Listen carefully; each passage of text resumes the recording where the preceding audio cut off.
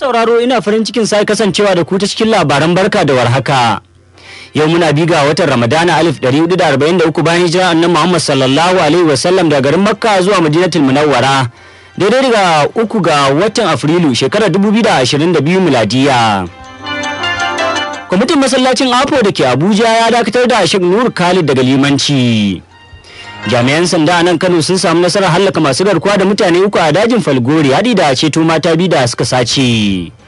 Sabon shugaban jam'iyyar APC na ƙasa ce shekarunsa ba za su hana shi gudanar da shugabancin jam'iyyar ba. Daga kasashen waje da karin Rasha sun gamu da cikas a yunkurinsu na shiga birnin Kyiv. Daga fagen wasanni kuma ana gudun yare kanin wani a gasar Premier Ingila tsakanin Liverpool da Man City.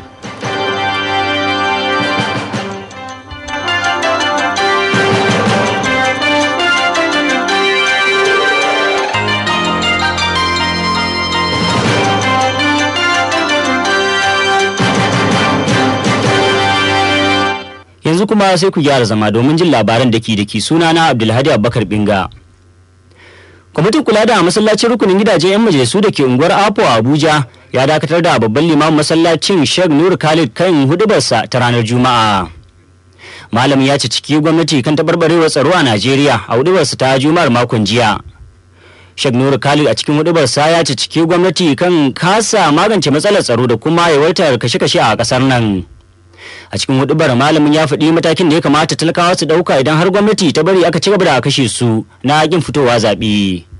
A cikin wani sako da shugaban kwamitin masallacin sanata Sa'idu Muhammad Dan Sadau ya raba manema labarai. Ya ce sun dakatar da malamin daga yin limanci saboda hudubar malamin da kwamitin ke zargi ka iya tunzara jama'a. Kuma a cikin sanarwar kwamitin ya naɗa sabbin limamai na masallacin inda Malam Muhammad zai yi tafsiri yayin da kuma jagoranci sallar Juma'a. Yanzu babu wani martani daga Sheikh Nur Khalid game da matakin da kwamitin ya dauka na dakatar da shi. Rundunar sandan jihar Kano ta samu nasarar ceto mata 2 daga hannun masu garkuwa da mutane a dajin Falgore.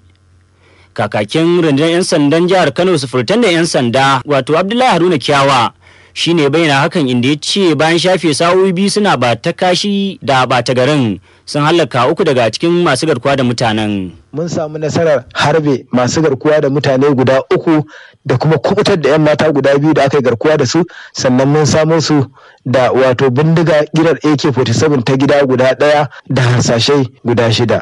Mun samu kira akan cewa 'yan bindiga sun je gidan wani mai suna Elisha Aminu da ke ƙauyen Katsinawa ƙaramar hukumar Tudun Wada a nan Kano, a inda suka yi garkuwa da 'ya'yansa guda 2 akwai Zainab. Sai kuma batun ilimi. Al'umma da dama na ci gaba da nuna damuwa kan yadda jami'o'i ke ci gaba da kasancewa a rufe saboda yajin aikin malaman jami'o'i. Yayin da masu bibiyar fannin ilimi ke ganin hakan ka iya ci gaba da kawo gibi wajen ingantuwar ilimi a ƙasar nan. Hakan ne yasa muka tuntubi shugaban tsangayar ilimin koyo da koyarwa na Jami'ar Bayero da ke nan Kano Dr. Mahu. Matsayina na malami ko mai abin da kira mai teacher trainer, to ba shakka lalle wannan yajin aiki kamar yadda muka sani dole ya shafi harkar koyi da koyarwa. In ka dauka yanzu duk abin da ya kamata a yi yanzu an ce an dakata, ɗalibai ba su zuwa aji, ba su zuwa laboratories, ba su zuwa kowa a gida yake. To kaga duk abin da ya kamata a yi musu in an dawo sai an dawo baya. Saboda haka wannan abu zai shafi a mataki na sama na jami'a, zai shafi harkar ilimi a kasan ma gaba daya. Domin a yau aka ce misali yanzu a ce duk jami'o'i a ce a rafa suke, ina za a je a yi bincike, ina kake kokarin waɗannan yaran duk gaba da kake so su yi graduate, wani so yake graduate ya tafi NYSC, wani so yake ya gama ba ma neman aiki zai ba a ce da ya gaba ka sallame shi, wani kuma so yake yana son certificate din zai je ya nemi wata sana'a ko zai nemi aiki. To kaga duk ka dakatar da waɗannan. To gaskiya fi sibilla waɗansu kuma da guraren aikin suka to kuro su aka yi su ƙara karatu su ko ba su ci gaba da ayyuka, to yanzu ka abubuwa sun tsaya sun koma baya. To gaskiya fi sibilla akwai koma baya sosai. Wace shawara za a ba su ɗaliban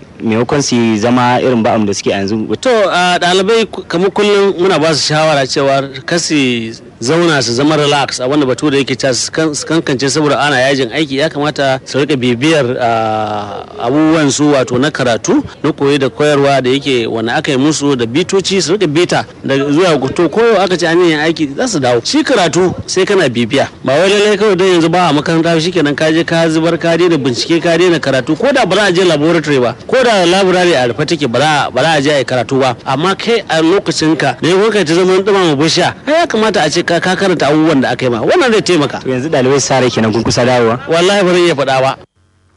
To labaran fa na zuwar muku ne daga nan sashen Hausa na Vision Radio. Sunana Abdulhadi Abubakar Binga daga nan tsakiyar birnin Kano. Kuma kuna iya sauraron ma ko ina a faɗin duniya ta intanet a visionfm.ng ko ta Facebook a Vision FM Najeriya.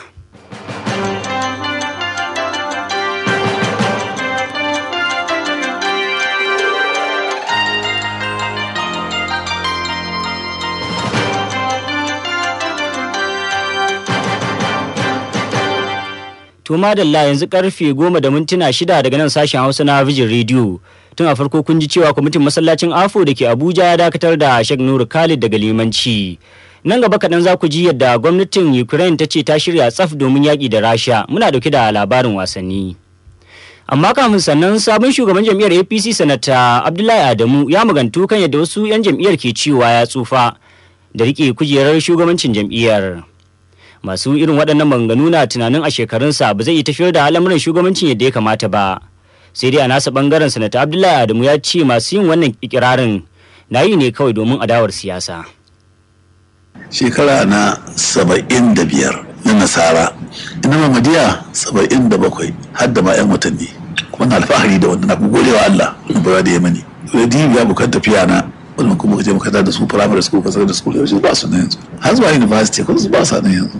Saboda haka bai wani na Allah kuma na gode wa Allah da ya mani ba wannan yan kwanaki. Abinda waɗansu ba su gane ba masu faɗin cewa saboda shekaru saboda wani ne, ai shekaru jari ne. Wannan wa ciyaman ne na jam'iyya shugaba a zo a dace da filin dambe ba kuma dace ya gudu da falaki bane ba ana so wani da farko ba ko ne na yadda ba ko na biyu ba wani ba da aka zaɓe ne ba kenan. An zaɓe nan ba da shugabanci a tafiyar jam'iyya ku tafiya da ra'ayi kuma da ba ake samun shi ba kuma da ƙarfi da cin tuwo ake samun shi ba ko da ranar shi ina bukatan karfi zuwa fara masu zamani yara so su yi ni ma ga dake wanda irin lauri na yi kuma shugabanni nan ba yana fara ba.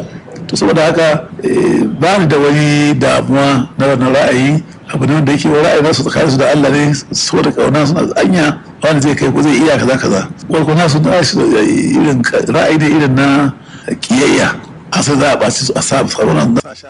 Sabon shugaban jam'iyyar APC Sanata Abdullahi Adamu yayin zantawarsa da sashen Hausa na BBC. Rahotanni daga arewacin Burkina Faso sun ce 'yan ta'adda sun kashe mutum kimanin 20 yayin wani hari da suka kai cikin dare a wani filin haƙar zinari. Waɗanda suka shaida kai harin a lardin Neman Tenga sun ce gwamman 'yan ta'adda ne haikan babura suka kai farmakin kan fararen hula inda suka rika cin karensu babu babbaka daga daren Alhamis zuwa Juma'ar da ta gabata.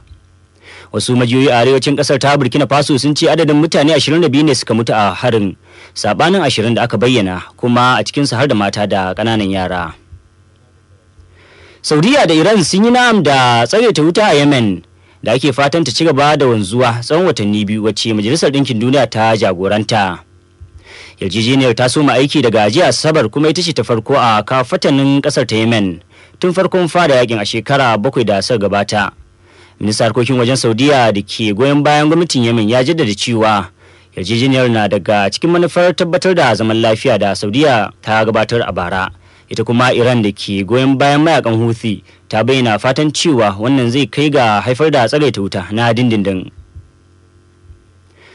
Gwamnatin Ukraine ta ce tana ƙara ƙarfin sojinta a gabashin ƙasar saboda tsammanin da take na kiran wato ƙarin harare daga Rasha.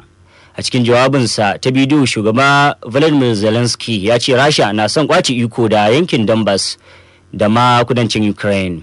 Mr. Zelensky na jawabin ne bayan da ma'aikatar tsaron ƙasarsa ta ce baki ɗayan yankin Kyiv babban birnin ƙasar na ƙarƙashin ikonta. Yanzu kuma sai fagenmu na wasanni. A ci gaba da gudun da kanin wani da ake a gasar Premier Ingila, a jiya kungiyar Liverpool ta hau saman teburin gasar a karon farko a kakar bana bayan da ta samu nasara da cibi da nema. Abu da yasa Jose Club ya ce ya fara jin kanshin kofin Premier, sai dai kuma kungiyar Manchester City ta sake kwaci wajenta bayan da ta larasa balli da cibi da nema.